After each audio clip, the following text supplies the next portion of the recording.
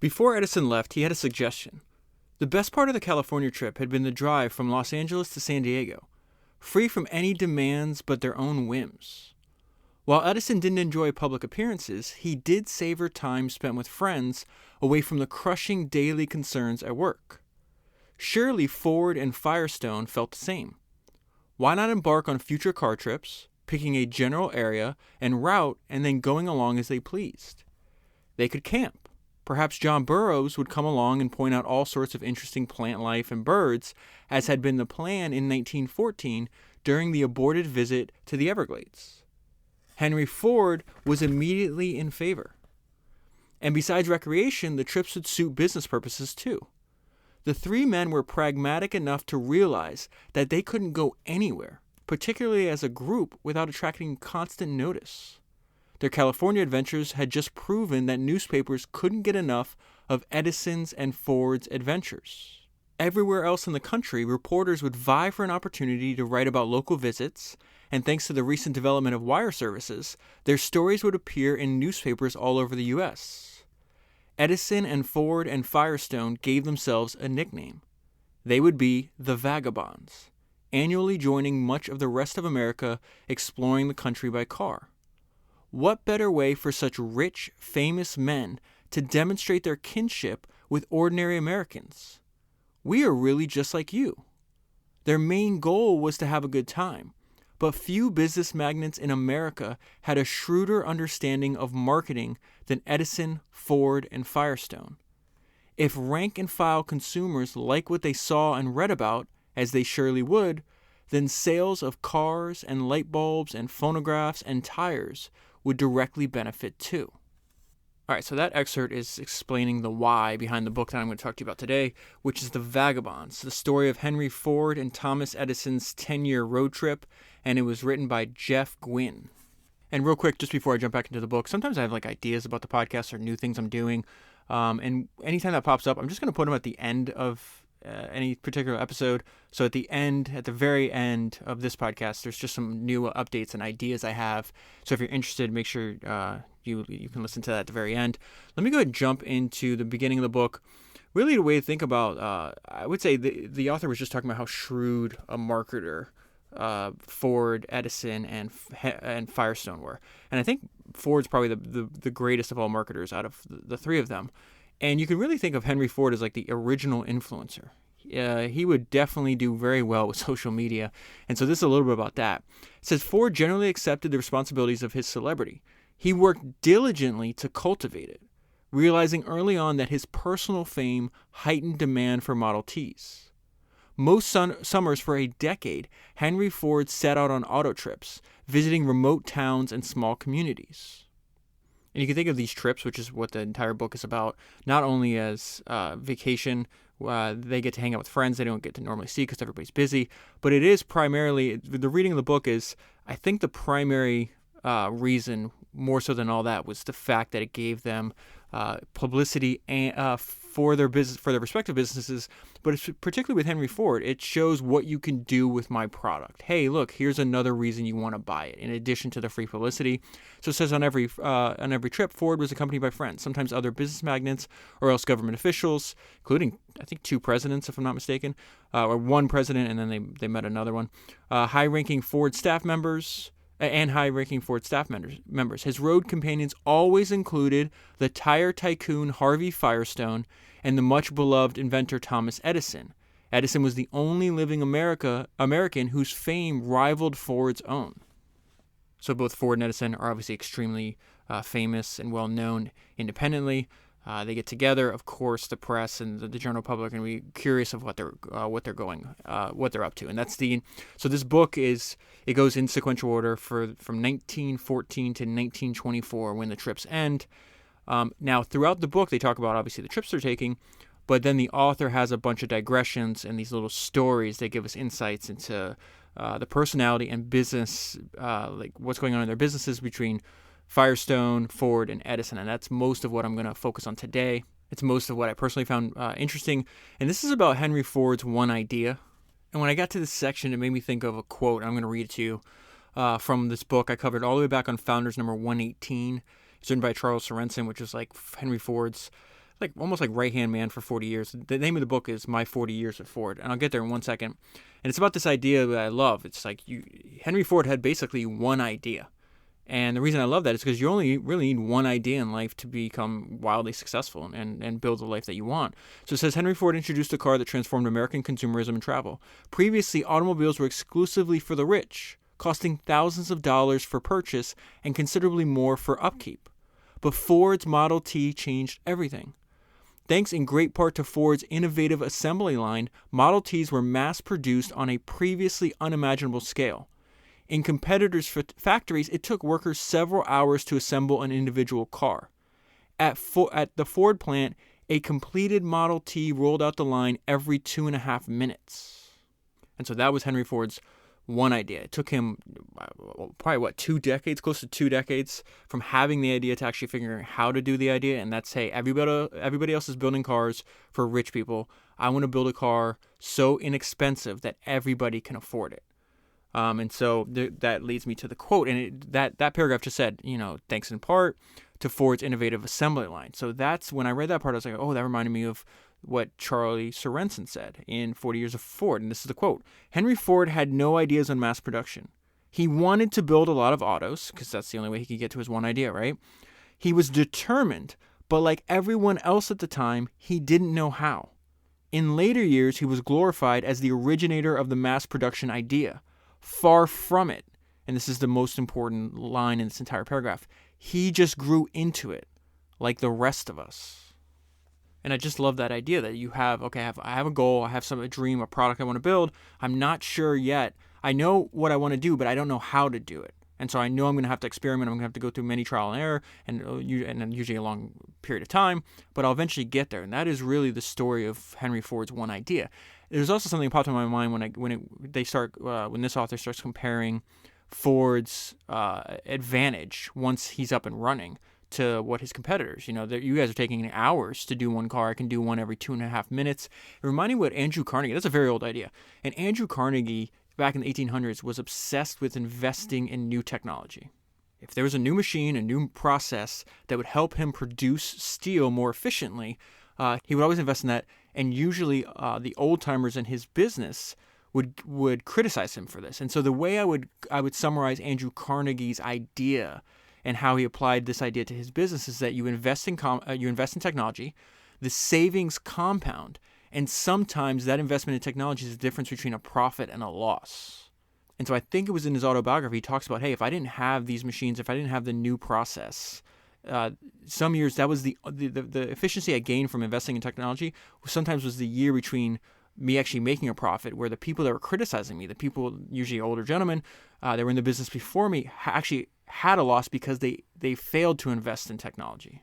And I think Carnegie had a very important realization there that you have to invest in technology because the savings, or said another way, the advantages compound. And the fact that Ford spent so much time figuring out how to make a car as cheap as possible and as fast as possible, and I'm going to go into detail that in a minute, gave him a massive advantage. You can't compete with somebody. If it takes you 5 hours to make a car and he does in 2.5 minutes, you're going to lose.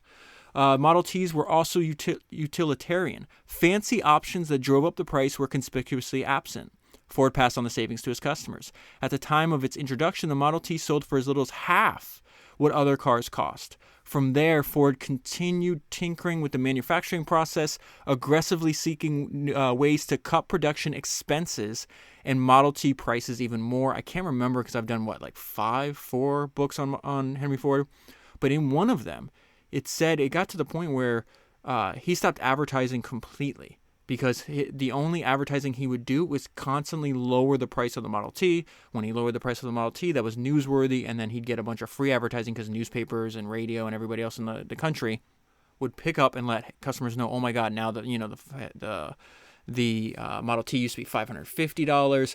There's a picture of, let me find it. There's a picture in this book of a Model T ad, and it says $295. I thought, if I remember correctly, and I'm not entirely sure, but I think he got that price down to like $250, if I'm not mistaken. So let's go back to the way he thinks about this and his obsession with eliminating waste and aiming for simplicity. Aiming for simplicity is a direct quote of his from his autobiography. He talked about it over and over again. So it says he would find ways to cut production expenses and Model T prices even more. Here it is. The best example fostered a popular joke that you could buy any Model T that you liked as long as the color was black. Few realized that Ford insisted the cars come in that color because black paint dried quickest, meaning Model Ts could be whipped through the assembly line and off to dealerships at an even faster pace, saving additional time and labor-related dollars. And then the savings not only compounded for Ford, the company, but also the Ford customer. Model T savings for owners only commenced with the initial purchase. Since it was only 1,200 pounds, the Model T weighed half as much as their competitors, and the cost of body repairs and replacement tires was accordingly less. When Ford introduced the Model T, this is bananas. When Ford introduced the Model T, Americans owned approximately 194,000 cars. 6 years later, that number increased to 2 million. So that's 10x in 6 years. Ford controlled almost half the automobile market at that time. The Model T alone would have established Henry Ford as a household name, but he further cemented his reputation as a friend of the working man with a stunning announcement. In an era when factory line workers were lucky to earn $2 a day for their labor and they had to work 10-hour shifts 6 days a week, Ford pledged to pay $5 a day and reduced workdays to 8 hours. Everyone in America was talking about it. And I think that's just another example of Ford being gifted at marketing, which is really surprising that he was so good at marketing when you realize he was very much a loner, very much a part of society, not in society, I guess is what I'm trying to say there, and a very strange person, which I'll get in, like on an individual level, very, very bizarre person. As far as learning, if you want to learn how to build, I think from like studying Henry Ford, at least this is my interpretation of reading a bunch of books on him. Very gifted. Very few people in history that you could study that could tell you more about building companies. He had a lot of good ideas, but also one of the strangest. Just I wouldn't want to be his friend. Is what I'm telling you, and I'll go into more detail on that. There's other examples in the book too, where it's just like he's just a bizarre person.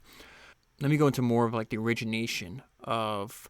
Ford idolized Edison. They wanted to becoming best friends, even though Edison was a good deal older than him. And this is the origination of that. This, what I'm about to read to you, happened in 1896. And think about how crazy it is. The Model T comes 12 years later. So it's just a reminder not to quit. Over the years, as Ford founded and failed with 2 auto manufacturing companies before succeeding with his third, he endlessly reminisced about the meeting and Edison's words of encouragement. He's working for Edison at the time. He's introduced to Edison because somebody that knows Edison says, hey, this Ford guy has a way to make an internal combustion engine. Reminder that most cars at this time were either steam-powered, which didn't work well at all, or electric, which also didn't work well at all. And so Edison says, young man, that's the thing. You have it. Keep at it. Ford's admiration for Edison blossomed into virtual worship as a result. Throughout his own business successes, as his hard work and belief in himself cultivated with the Model T, Ford warmed himself with memories of that encounter with his hero. And one thing that's also surprising when you analyze their careers is Ford was much, much wealthier. Ford was a cannier businessman than his hero and much wealthier. Part of this is because Ford also didn't need to invent his market. He only needed to expand them. And I want to also say Ford stuck with what he was working on. The whole thing, and there's examples later in the book where just Edison jumps around too much. So he had he had a lot of great inventions, a lot of contributions to humanity in general, but he had a hard time capturing that value. More on their friendships and I guess why they were able to be friends and what they had in common. Edison had few close friends. He always suspected that anyone seeking friendship had ulterior motives. But Ford was already far richer than Edison and almost as famous. There were other things in common. They found themselves in complete agreement about the evils of Wall Street and the crass men there who cared only for profit and not for the public. Both were poor boys who had made good. Neither had a college degree, and both were disdainful of those who believed classroom education was superior to hands-on work experience and common sense. Like Edison, Ford did not have many friends. Ford was a prickly man and also a complicated one. That's an understatement. Burning to make the world better for humanity as a whole while not enjoying personal contact with most individuals. Edison being a notable exception to that. Ford said, I think Mr. Edison is the greatest man in the world. So the fourth member of the Vagabonds is John Burroughs, the author and naturalist. And it was a little surprising that he could develop such a close relationship with Henry Ford, given that he criticized cars. He didn't want people like polluting nature. So this is really on how they were able to become friends. And then you also see, the complicated nature of Ford. He did not believe in charity, but with his friends, he was unbelievably generous. So it says Ford never doubted his own, and this is more about his personality too. This is repeated over and over again in every book that you'll read on Henry Ford. He never doubted his own beliefs and decisions. He forbid disagreement from employees and would ignore any outsiders. Ford's hobby was work. He devoted almost every waking minute to it. But Ford loved birds all of his life and whenever possible set aside time to observe them. So Burroughs is an expert on the study of birds and nature in general. Ford sent a message to America. So he winds up giving Burroughs a Model T. He did this on several occasions and then would also publicize that. So it's another form of advertising if you think about that. And so I would say with almost everything, he has ulterior motives. So it says, Ford sent a message to America. If old-fashioned John Burroughs loved to ride in them, how much more might younger, more progressive individuals savor the kind of outdoor adventures made possible by car ownership? As for Burroughs, he learned years earlier during his tramps with Teddy Roosevelt that having a famous patron greatly expanded his audiences for books and public lectures. So he's doing the exact same thing with his relationship with Ford that Ford, Firestone, and Edison are doing on this 10-year of vagabonding these auto trips throughout America. There was more. Burroughs confided to Ford that he feared losing his family farm, where he was raised. Relatives living there struggled to meet the hefty mortgage payments. Ford bought the property outright and deeded it to Burroughs. Ford's generosity towards his few close friends was boundless. And it's really hard to understand the scope of Henry Ford's wealth. He owns 100. I think by the year 1919, if I'm not mistaken, he owns 100% of the Ford Motor Company. I think it would be valued at like $500 million in 1919 dollars. It's just outrageous. This is more about the benefit of being around great people, how they will inspire you. This reminds me, Ford is able to do this in person. So very few people are going to be able to make relationships with somebody as influential as Thomas Edison. It reminded me of this podcast I saw a long time ago with Elon Musk, where he talked about, he didn't have many mentors in life. This is when he was in his early 20s. So he sought mentors in a historical context, and he did that by reading biographies. And so being around Thomas Edison greatly inspired Ford, just like reading about great people inspires me and you. So it says Ford twice came close to selling the business. This is the actual successful Ford Motor Company, the third one. It was as though Ford believed he achieved what he could. Edison always sought the next great thing, and failures like mining innovation and concrete housing didn't deter him. He never lost belief in himself. When he and the inventor quickly became the closest of friends, Ford felt energized again, thanks in great part to Edison's inspiration. For all of Ford's professional life, he had to overcome skepticism from other successful men. He had always been the outsider, the one with crazy ideas and clumsy social graces. Edison sympathized because in the earliest years of prominence, he was criticized for some of the same traits. The inventor not only accepted Ford for the rough-edged man that he was, he recognized in him the fine qualities that offset the carmaker's obvious flaws. Ford was aware that Edison was one of the very few people who genuinely liked him, and he was profoundly grateful for it. So this is Henry Ford on experts and why he felt that way. And I'm going to bring this, there's so many examples in this book that I'm going to point out to you because I think it's really important. Like this fundamental belief in his own ability, never doubting himself. These are all very, very positive traits, especially when everybody else from the outside is telling you, no, you're wrong, internal combustion engine's not going to work, you have to build cars for rich people. All the stuff they told Henry Ford that wound up, he was right about, and they were wrong. It just took a lot of time and determination for that to play out, to realize that he's right. The problem is, that trait never left him even when the circumstances changed. So later on, when people, after, I think he sells like 15 million Model Ts, people are realizing, okay, now a lot more people have car ownership, now we want choices.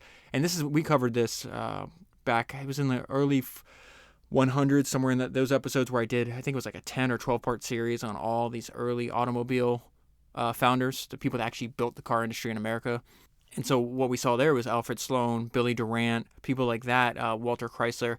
They took advantage of the gap that Henry Ford left because he just thought, okay, I'm going to make the Model T forever. I've already figured this out. I don't have to change.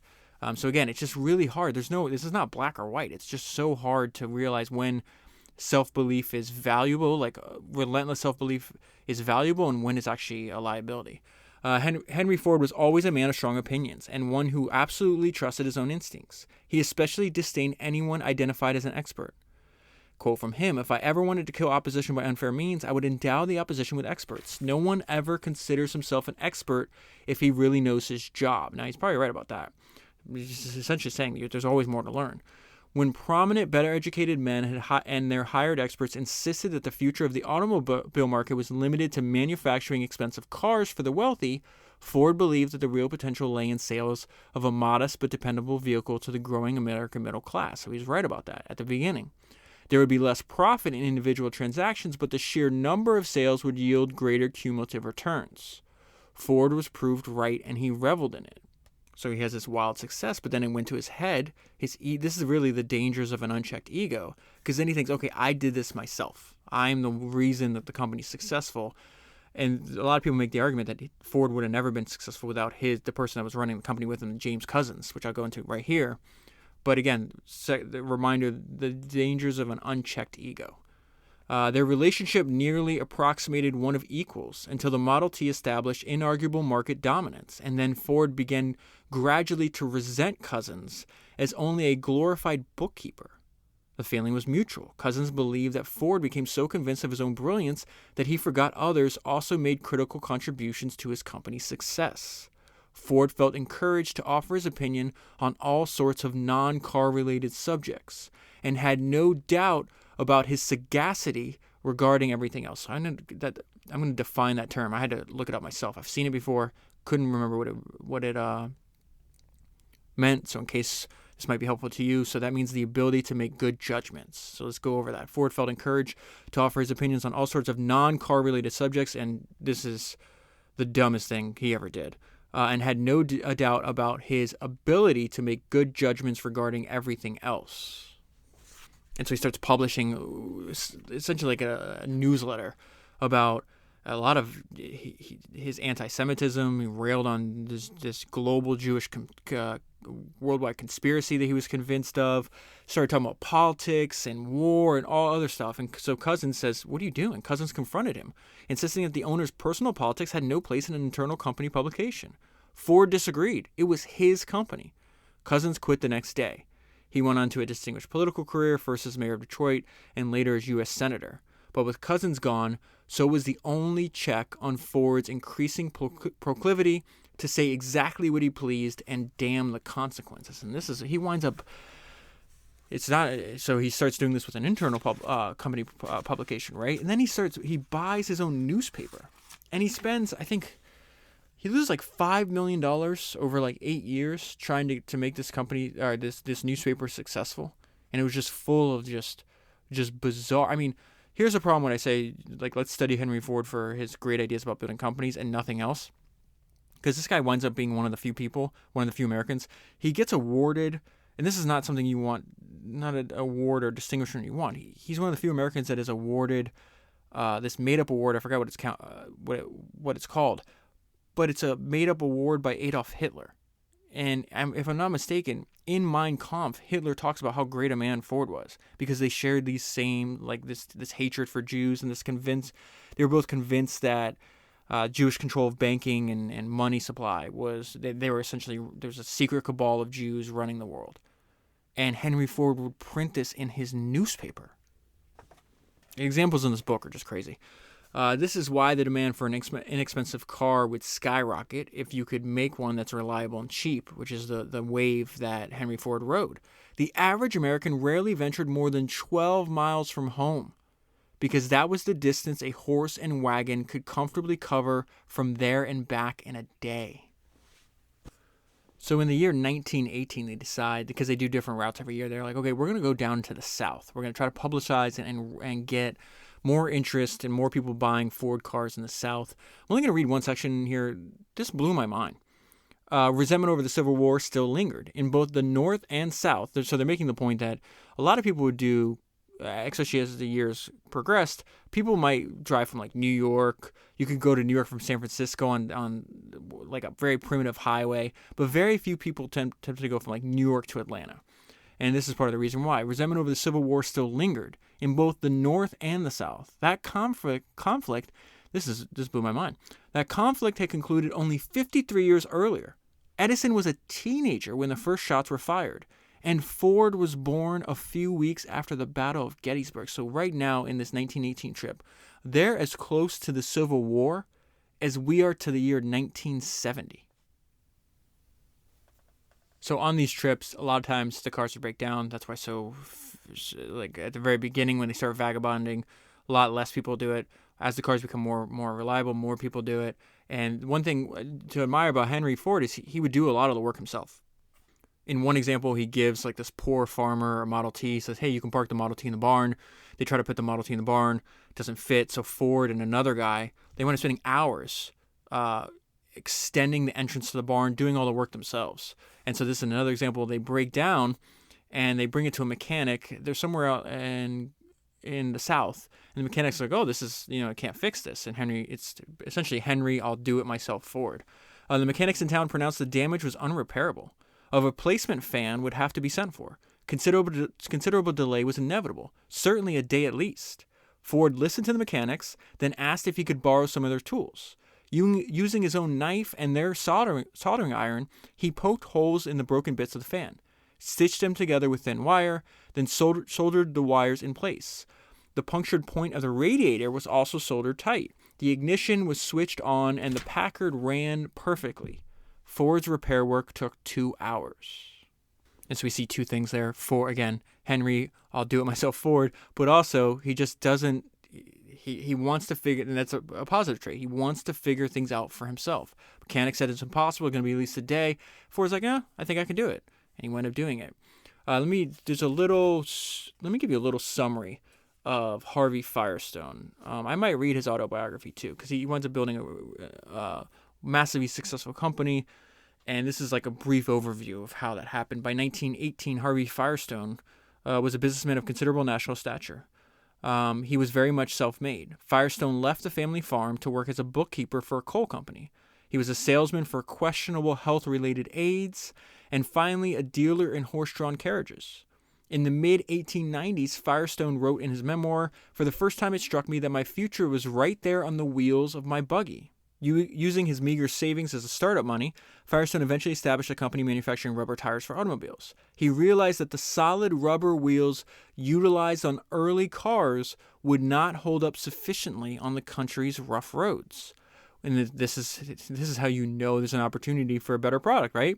Rich men bought the earliest American cars, and they universally hired an assistant who not only served as a chauffeur, but provided the muscle necessary for frequent tire changing.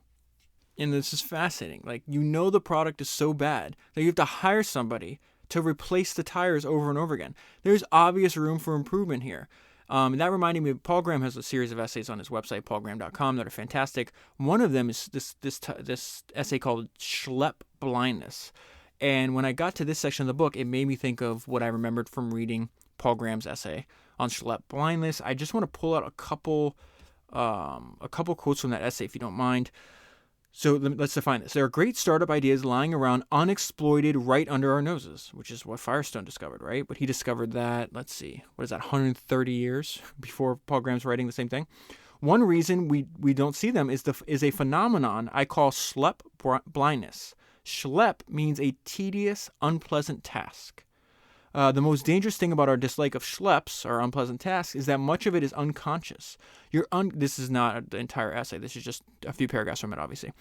Your unconscious won't even let you see ideas that involve painful schleps. You just assume that's the way things are. That's schlep blindness. I'm most likely destroying the pronunciation of that, by the way. But I want to bring there's just one more paragraph here, because I think it applies to one of the most fascinating modern companies.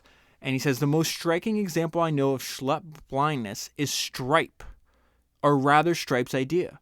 For over a decade, every hacker who had ever had to process payments online knew how painful the experience was. Thousands of people must have known about this problem. It's just like thousands of people must have known about Harvey Firestone's problem, right? The problem that his product's going to solve, rather. Thousands of people must have known about this problem. And yet when they started startups, they decided to build recipe sites or aggregators for local events. Why? Why work on problems few care much about and no one will pay for when you could fix one of the most important components of the world's infrastructure, which is what Stripe did, right? Because sleep blindness prevented people from even considering the idea of fixing payments. That is exactly what is happening in the story of Firestone. People didn't even think, hey, instead of inventing a better tire, let me hire a guy that has to drive me around, and for the inevitable tire failures, these whether they're flat or they explode, he's going to have the muscle to change the tire for me. They just think it's another example of human nature not changing. Firestone envisioned better, longer-lasting tires. Through extended trial and error, he developed a new tire that had better tread and better traction on roads of all kinds. Though Firestone now had a superior product, he lacked the means of making tires widely known to potential customers. He had no money for advertising and no distribution. Firestone, this is another thing. So the Firestone tires would only fit Firestone rims. We were ready to go to market, but there was no market to go on. In 1905, Firestone had heard that Henry Ford planned to manufacture a fleet of 2,000 cars that would sell for an unheard of $500 each. So that gave him an idea. If I could induce Ford to put these cars with our rims, then we would have 2,000 customers who had to use our tires to the exclusion of all others. Firestone met with Ford, who agreed to test his tires. Ford found them preferable both for their road performance and their price. Firestone offered them to Ford at $55 a set, compared to $70 charged by his competitors. Firestone borrowed frantically to finance production for the huge order. In 1908, when Ford began producing Model Ts by the tens, then hundreds of thousands, he remained loyal to the manufacturer who had earlier sold him quality tires at a reasonable price. Firestone tires became one of the best-selling brands on the market, and Firestone's fortune was made. And then in addition to that, they also showed a lot of the same business philosophy.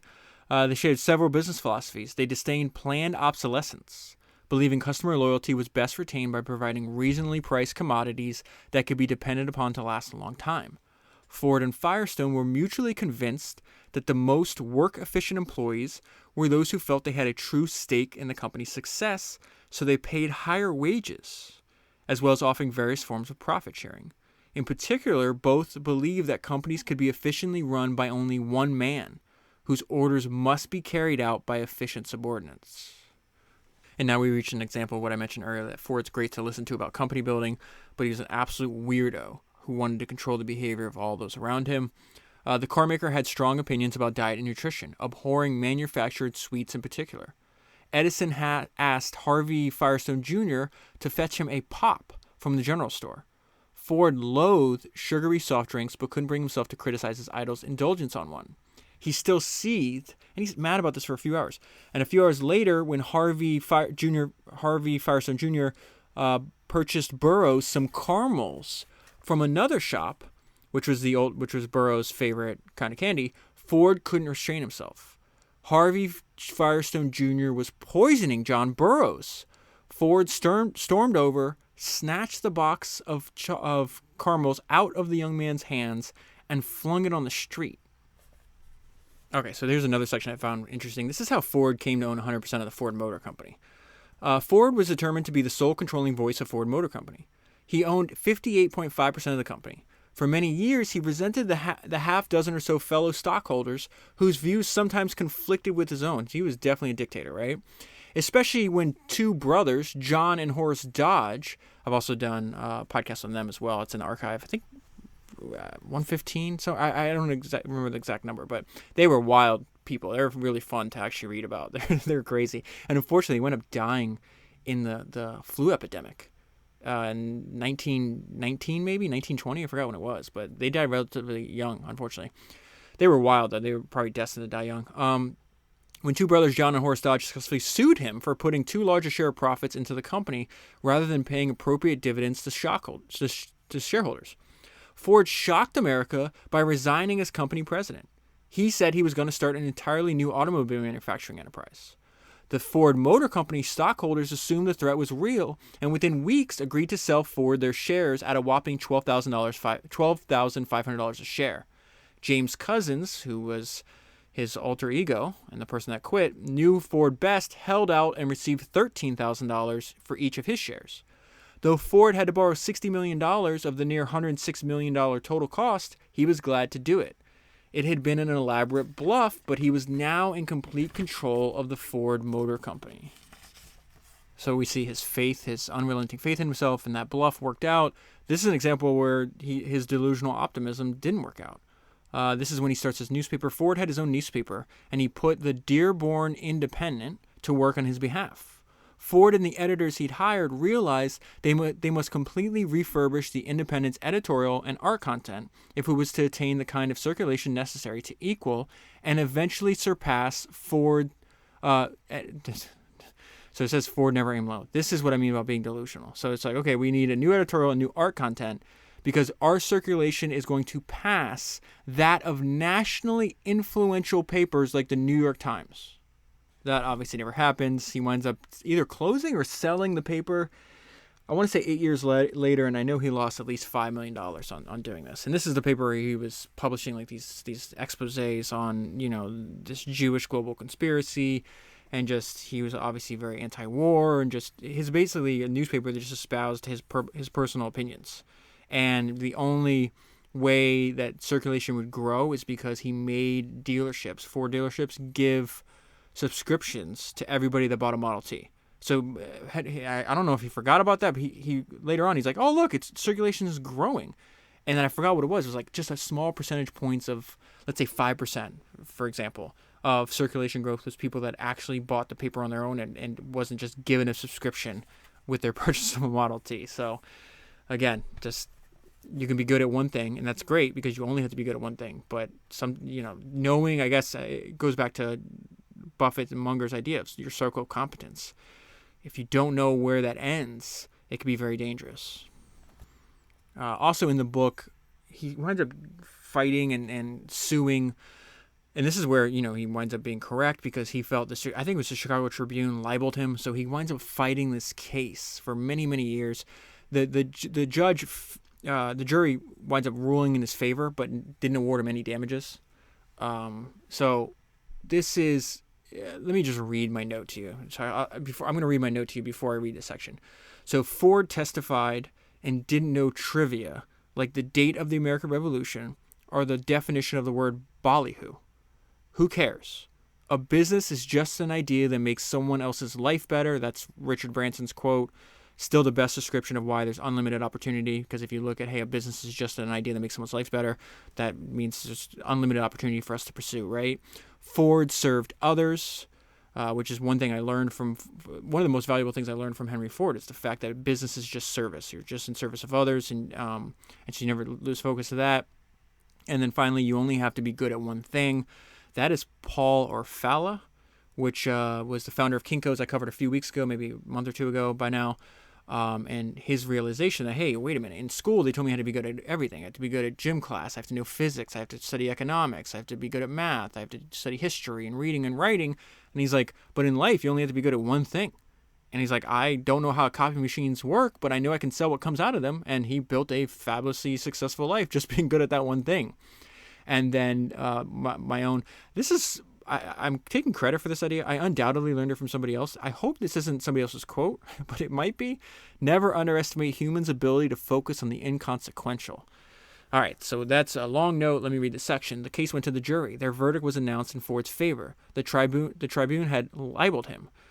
He wanted $1 million in damages. They gave him 6 cents. Both sides claimed vindication. It was the unanimous conclusion of most major publications on both coasts and in big cities throughout the U.S. that Ford had been humiliated and might never recover in public opinion. That's not true. The New York Times compared Ford's witness stand quizzing to a history test in school, and he did not receive a passing degree. But customers don't care if he knows. This is the point that I was trying to make. Customers don't care if he doesn't know the date of the American Revolution or the definition of the word ballyhoo.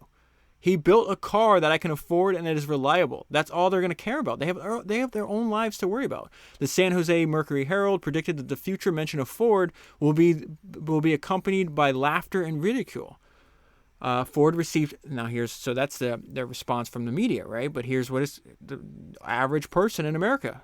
Ford received thousands of letters with the general message that if he were an anarchist, that was part of what happened in the trial, then America needed more of them.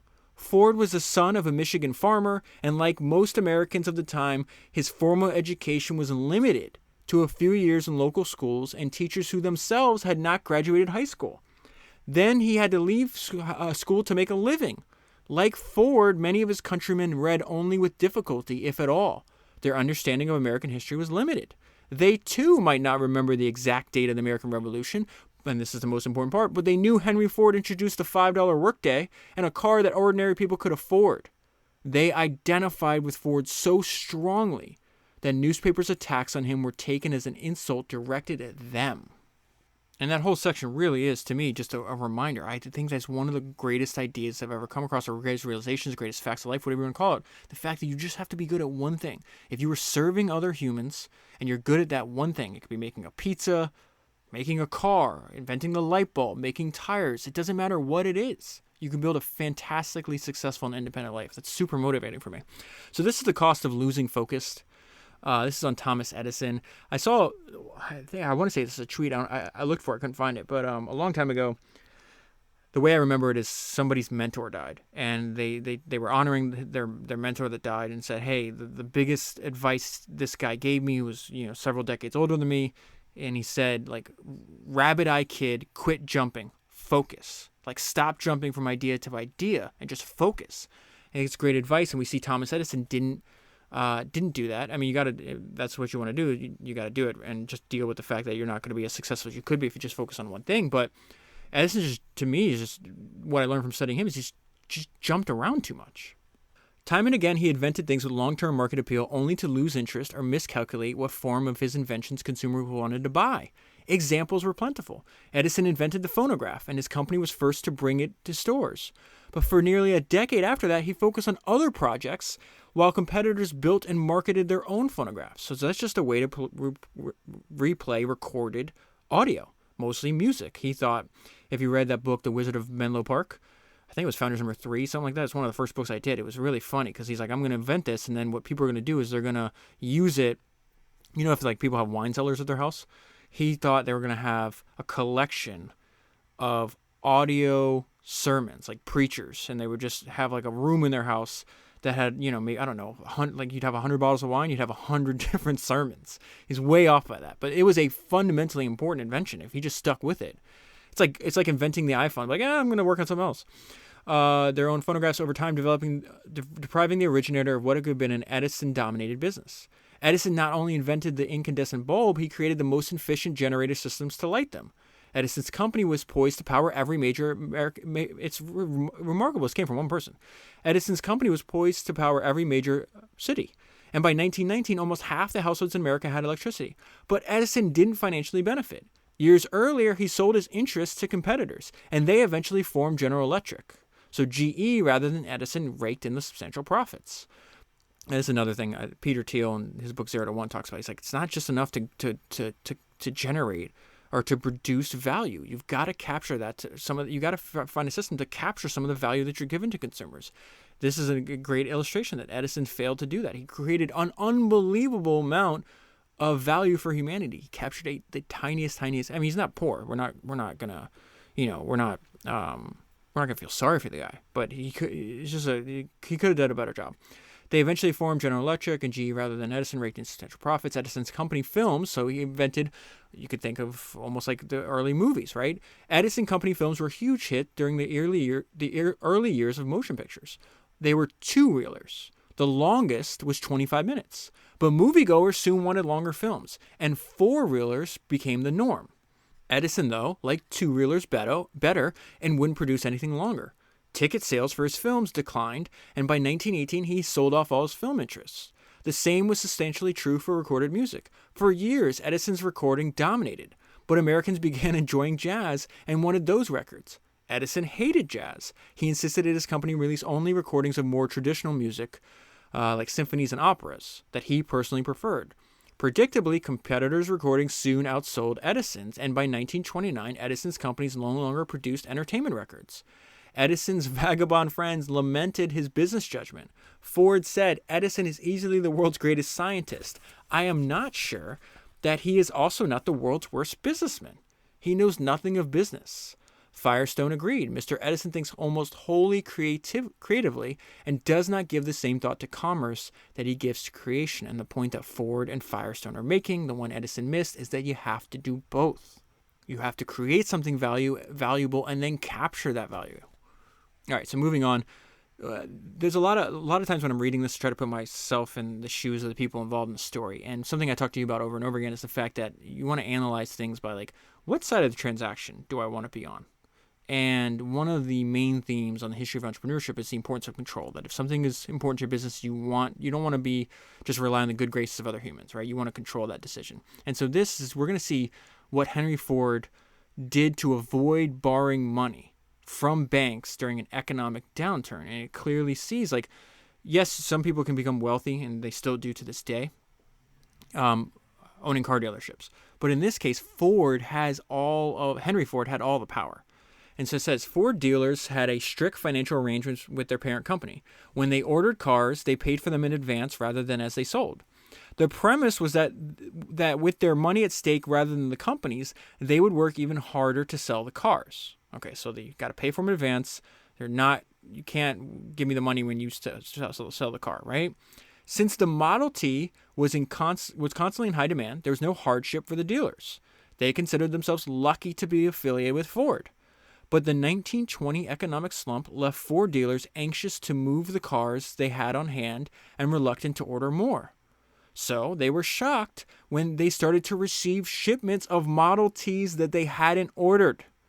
The edict, which is coming from Henry Ford, on these cars were the same. Ford Motor Company must be paid for them. Refusal to do so would terminate the dealer-company relationships. If they refused to accept these additional Model Ts, they were going to be fired by Ford, and they could be ruined. Or as the parent company suggested, they could accept the cars, and if necessary, get loans from their banks to pay Ford for them. See what he did so he doesn't want to borrow. He's going to make you borrow. And then aggressively keep trying to sell Model Ts and hang on until the national economic crisis was over. The dealers had little choice but to accept. That provided Ford with enough money to meet his immediate corporate debts, and the dealers had to risk wrath from their banks instead. And then as they go, so the book goes in chronological order. Every chapter is based on a year and about the trip they're taking, but also they have like these flashbacks. And so this is a flashback about what was Henry Ford doing when he was in his 20s, which I always love studying. In August 1923. Henry and Claudia Ford had been married for 35 years. When they met at a country dance in 1886, Ford was 23 and Claudia was 20. He was farming and he hated it. So they wound up getting married. The Fords moved to Detroit. Ford took an engineering job at Edison Illuminating Company. His wife never complained when Ford spent most of his off-the-job hours trying to build a combustible engine in their kitchen. It's remarkable. She encouraged Ford to pursue his dream of creating a car for the great multitudes, remaining supportive when his first two companies failed, and encouraging him during the difficult first years of the Ford Motor Company, his third company. She forgave his obsession with work, accepted his constant certainty that whatever he thought had to be right, I came across this point. This surprised me. I don't know if I've ever, maybe I read it before and I forgot. And then even overlooked his extended affair with an employee that resulted in a child out of wedlock. I don't remember him having a child out of wedlock. That's wild. And then in return, Ford didn't listen to anyone. If Ford listened to anyone other than himself, it was his wife. She convinces him later on not to run for president, which he wanted. I think he was going to run in like 1924, something like that. But that statement seems to be accurate. That he listened to very few people. But he did seek the counsel and listen to her influence. And part of that is because he believed that she was actually one of the few people that actually wanted what was best for him. And just a bunch of one-sentence descriptions of more Henry Ford traits spread out through some pages, over a few pages. Patience was never Ford's strength. Ford had no interest in laurel resting. Ford fixated on even the smallest details, and then a sentence about the friendship between Ford and Edison. A primary if unspoken rule in the close friendship with Ford was that neither him or Edison would burden the other with admissions of uncertainty or weakness. They were both extremely, extremely proud men. They're not going to admit to other people any kind of uncertainty, doubts, weaknesses, or anything like that. This is another reminder that products have the personality traits of their creators, of their founders. The Model T was a car built to last. It was never flashy, in every way efficient, always dependable, much like the man whose company assembled them. And just as Ford never saw any reason to change to change himself, he felt no pressure to change the Model T. So that's why we have this, what we talked about earlier, that this self-belief that I'm right and you're wrong. At the beginning of his career served him really well. We start to see that falls apart. I did this 3-part series embedded in that other series from the early automobile pioneers. I did a 3-part series on Billy Durant and Alfred Sloan. Billy Durant, one of the most important people. I would say him and Ford are the most important people. Maybe Henry Leland too, because he was so influential and a generation older than these guys. But the most important people at the very beginning, this foundation of what becomes this gigantic industry, right? And so Billy Durant he was the founder of GM, the idea person. He had the vision, and then it took Alfred Sloan, the professional CEO, to come in and actually apply the vision. And that in this book, it talks a little bit about that gap that I mentioned earlier that Ford left his competitors and that GM drove right through. Ford's stubbornness gave competitors the opening they needed. When Alfred Sloan took over General Motors in 1923, the new boss emphasized a marketing plan based on Americans wanting not just transportation, but selection. And that's what Billy Durant knew that way before Sloan did. And that's why he was buying up. He wound up, doing all these financial shenanigans of buying up all these different car manufacturers that served different needs. It was it was the opposite strategy that Ford pursued, right? Enough people now own cars so that ownership itself. Oh, wait, let me read that again. New boss emphasized a marketing plan based on Americans wanting not just transportation, but selection. Enough people now own cars so that ownership itself was no longer special. What was going to matter soon was driving a car that reflected their personality, the specialness of the individual owner. And this applies to much more than just, like, a lot of people buy products because not solely for the benefit of the product, but what that product says about them to other people. The Model T was no longer the near exclusive vehicle for auto campers. So auto camping is what vagabonding was. You get in the car, you get in your Model T, you pack it full of camping gear, you drive out, and then when it gets dark, because you can't really drive at night at this time in history, you camp out in the wilderness, on farmland, whatever the case is, right? So that's what they started doing. What happened is as more people started owning cars and cars got better, they didn't want to camp anymore. They wanted to sleep in an actual bed. So entrepreneurs started opening motels and restaurants and places to service all these Americans that are now hitting the road, which is what the Vagabonds were trying to popularize, right? And it wound up growing into something bigger than they ever anticipated. This contributed to a turn in the gradual demise of auto camps. And the emergence of motels. After buying an attractive Chevy to drive in, few wanted to clutter their flashy image by cramming the car full of bulking camping gear. They wanted to stay in places that included some kind of convenient parking, and what the market demanded, savvy entrepreneurs were pleased to make available. Henry Ford acknowledged none of this. And so the last trip was in 1924. This is also when Edison's getting older. He can't keep going on these trips anymore. Ford's business, he starts to lose market share. He eventually does. He creates a new Model A, and then eventually adapts GM's strategy that they pioneered, and he'll start doing multiple models that change. He did not want to do that, and that's kind of the end of this complete dominance. Obviously, Ford's around today, still really successful, but when in the Model T's day, he dominated the entire industry. So that starts to slip. So this is the end of the Vagabonds, and I'll close here. The Vagabond summer car trips ended for good on August 20th, 1924. At the time, Ford and Firestone didn't realize it, but Edison probably did. A year later, Firestone called on Edison in New Jersey to tell the inventor that it was time to plan the Vagabond's 1925 outing. The 78-year-old Edison responded that he didn't believe he could this year.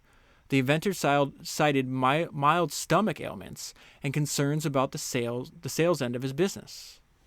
And while there was still considerable interest in Ford and Edison as individuals, widespread public appeal of their summer trips with Firestone had run its course. A contributing factor to the end of the trips wasn't the vagabonds' expectation of too much attention being paid to them, but too little attention. Which is why I mentioned earlier, I think there was ulterior motives, like it was primarily a business trip, at least it appears to me. The vagabonds are remembered to this day. Nearly 14 decades after Edison invented incandescent bulbs and the power grid systems to efficiently and economically light them, Thomas Edison remains one of the most iconic and beloved figures in American history. Henry Ford's legacy is more complicated, but the Model T still reigns as the most famous and most popular car in American automobile history. As individuals, Edison, Ford, and Firestone created the means for the great multitudes to enjoy leisure entertainment far beyond what was previously imagined. As the vagabonds, their summer car and camping trips exemplified what they had helped make possible. See what we're doing? You can do it too. By their example, the vagabonds encouraged countless ordinary Americans to pursue their own dreams. And that is where I'll leave it. To get the full story, read the book. If you buy the book using the link that's in the show notes in your podcast player, you'll be supporting the podcast at the same time. That is 190 books down, 1,000 to go, and I'll talk to you again soon.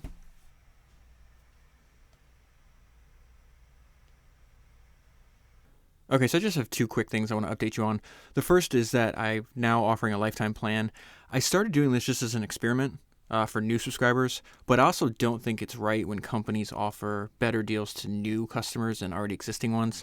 So you don't have to do anything. You can stay on the plan you're on if you prefer. But if you want to switch over and to a pay one time, have lifetime access plan, I will leave a link in the show notes and you can do that. Now, here's the problem. They're all separate systems, so this process is a little bit janky, but you'd sign up for the new lifetime plan, right? And then you'd have to log in and cancel your other one. I don't have a way, unfortunately, to do it automatically, or else I would definitely do that for you. If you want to stay on whatever plan you're on now, you don't have to change anything. So far, the response to the new lifetime plan has been so good that I think I might have stumbled on something here. I don't know if it's a sustainable, viable way to make sure I can do Founders for the rest of my life. I would very much like to get to 1,000 books, if not more, and that would take obviously a very long time. But I do get suspicious when everybody says that you can't do this, that you have to do subscription, or that you have to do ads, or you have to have reoccurring. I'm not sure about all that. And the people that say that could be right, or they could just be repeating something they heard and didn't actually investigate for themselves. So I think the one way to figure this out is let me see if there's another alternative here. And I like the simplicity of, hey, pay one time, have access forever, turns Founders more into like a tool, into a reference. And that's really the way I think about it. I told you before, I don't really think of this as a show at all. I think there's a lot of great ideas in these books. And just like when you buy a book, you can constantly reread it. Well, if you have a lifetime access to Founders, you can re-listen to episodes as much as you want. But I do have a lot of uncertainty around this. I'm not sure if this is the right move. So I'll leave the link there. It's there if you want to do it. If not, don't worry about it. And then the second thing, and I'll obviously tell you if I discover something new or if my thinking on this evolves. Maybe this is the permanent default moving forward. I have no idea yet. But I am excited so far from the limited tests that I have done. And then the second thing is just in terms of, I want to update you on show notes. And that ties into this whole idea of thinking Founders just like a reference, just like a book or an audiobook or anything else. Instead of just putting the show notes, like my highlights or some of my highlights into like the actual show notes so you can only read them on the podcast player, I'm actually just going to link to my personal website that has the show notes for whatever particular book. And most of that, what I mean by show notes is most of it is just highlights from the book. And what I do is I go back, I use this app called Readwise, which is fantastic. In fact, one of the founders is a misfit and listens to this podcast. But what it does is it helps you remember the stuff that you read. And so whether you want to get the daily email that sends you like 10 or 15 different highlights, or what I use it for is primarily a gigantic database that I can search and constantly remind myself of, I have tens of thousands of highlights in there from hundreds of books. And so what I want to do is let's say you listen to the podcast episode, it's really interesting and you want to remind yourself of this, you can grab, it's just a webpage, you can grab it, the link that I leave in the show notes, and it'll have maybe, sometimes it's 10 highlights, sometimes it's 20, sometimes it's 60. And that way you can read over them in the future and kind of remind yourself what are some of the key lessons that you learned from that book or from that podcast.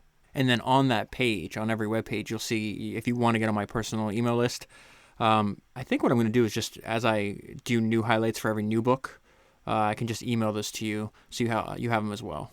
And again, that's optional. So that's it. I just want to let you know there's a new lifetime plan if you want to take advantage of that.